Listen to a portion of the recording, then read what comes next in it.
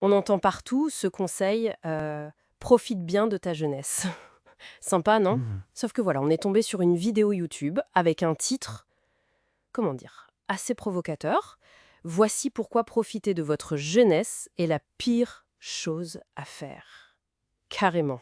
Alors aujourd'hui, on va creuser un peu ça. On va regarder les arguments de cette vidéo, justement, pour essayer de piger pourquoi, selon eux, la vingtaine serait si décisive et comment une certaine manière de profiter pourrait nous plomber pour la suite. Oui, c'est un paradoxe intéressant que la vidéo soulève.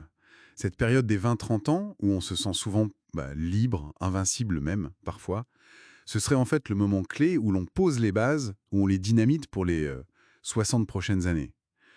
L'argument fort, c'est que se contenter de profiter sans rien construire à côté, ça mènerait tout droit au regret vers 30 ans. Genre, pas un rond de côté, pas de vraies compétences, pas de relations solides. Hmm, je vois. La vidéo donne un exemple, bon, c'est un peu extrême, mais quand même, hein. Nick Dallouisian. Hmm. Ado, il passe son temps à coder plutôt que sortir. Et paf, à 17 ans, il vend son appli Somly pour 30 millions. Bon, ok, c'est pas commun, mais ça interroge sur comment on utilise son temps jeune, non? C'est vraiment que cette phrase «tu es jeune, profites-en», aussi bienveillante soit-elle au départ, elle serait néfaste en fait. Parce qu'elle donnerait une excuse en or pour repousser tout ce qui est essentiel, définir ses objectifs, commencer à épargner, penser sa carrière, construire des relations profondes, forger son identité. L'idée choc, c'est que 10 ans de profit un peu vide, ça empêcherait de vraiment profiter plus tard, faute de fondation. Et oula, oui, c'est direct comme affirmation. Néfaste, carrément. La vidéo cite aussi Oprah Winfrey, je crois, hein. Elle venait d'un milieu difficile, elle allait presque quitter l'école. Et puis, un concours d'éloquence change tout.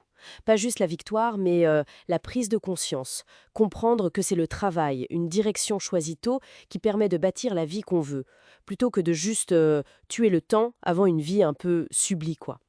Sa jeunesse, c'était son seul atout pour changer la donne, insiste la vidéo. C'est exactement ça. Et pour appuyer là-dessus, la vidéo dégage 4 grands atouts de la jeunesse. Et pour chacun, il y a des choix à faire, des petits sacrifices peut-être. Le premier, c'est la plasticité du cerveau. On apprend super vite, on s'adapte beaucoup plus facilement que plus tard. Du coup, l'idée proposée, c'est peut-être de lever un peu le pied sur les sorties juste pour le fun, pour dédier du temps à se former. Le conseil pratique, c'est de bloquer un créneau fixe, même petit, pour apprendre un truc qui nous plaît vraiment. Une langue, coder, un instrument de musique, peu importe. Oui, mais est-ce que c'est pas un peu idéaliste? Je veux dire, les sorties, les potes, c'est hyper important aussi à cet âge-là, non? Sacrifier ça, ça peut être dur. Ah, mais attention, la vidéo dit pas de devenir un ermite, hein. C'est une question d'équilibre, de trouver le juste milieu, pas tout l'un ou tout l'autre. Et ça mène au deuxième atout, l'aspect financier, l'effet cumulé de l'épargne. Tu sais, ce principe où l'argent placé tôt travaille tout seul. Les intérêts génèrent des intérêts, c'est la magie des intérêts composés, quoi. Ça devient exponentiel avec le temps. L'effort ici, juste ne pas cramer 100% de ce qu'on gagne. D'accord. Et concrètement, la suggestion, c'est quoi? Mettre en place un virement automatique tous les mois, genre 10-20%. Et si on gagne pas grand-chose au début? Ben oui, le virement auto, c'est une bonne piste. Et si les revenus sont faibles, l'idée, c'est justement d'essayer de monétiser une compétence. Une compétence qu'on aurait acquise grâce à cette fameuse plasticité cérébrale dont on parlait. Ça boucle, quoi. Le troisième point, c'est la formation de l'identité. C'est maintenant que les habitudes se prennent, que les choix qu'on fait, les gens qu'on fréquente, tout ça façonne l'adulte qu'on sera. Là, le sacrifice, ce serait peut-être d'arrêter de courir après la validation des autres, le like facile et éphémère. Le conseil, c'est plus un travail sur soi. Essayez de visualiser la personne qu'on aimerait être à 30 ans. Voir où on en est aujourd'hui.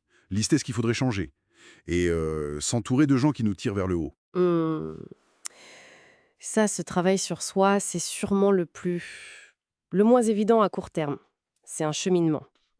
Et le dernier point, le quatrième, c'est profiter intelligemment. Ah ah. Donc on a le droit de profiter quand même. Ah ben oui, heureusement. Pas question de ne pas profiter du tout. L'idée, c'est plutôt de choisir comment on profite. Privilégier des loisirs qui nous enrichissent sur le long terme. Genre, voyager seul pour sortir de sa zone de confort, s'engager dans du bénévolat, se mettre sérieusement à un sport, monter un petit projet perso, des trucs qui laissent une trace.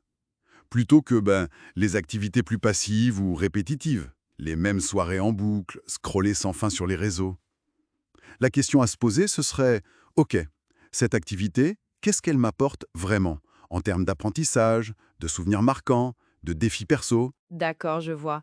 Donc, si on essaye de synthétiser la vision de cette vidéo, la jeunesse, c'est pas juste une pause sympa avant la vraie vie. C'est soit un tremplin hyper puissant si on s'en sert bien, soit une occasion ratée qui peut laisser des traces.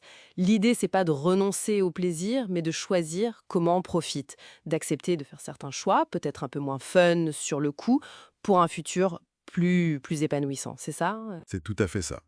Et la vidéo termine un peu sur un défi, qu'on pourrait reformuler en question pour la réflexion. Si on acceptait cette idée que ces années sont si importantes, quelle serait la toute première, la plus petite action possible qu'on pourrait lancer dès demain pour commencer à construire activement cet avenir qu'on désire, plutôt que de juste laisser filer le temps, quoi. Parce que selon cette logique, chaque action, ou même chaque inaction pendant cette période, a un poids énorme pour la suite. Ça donne à réfléchir.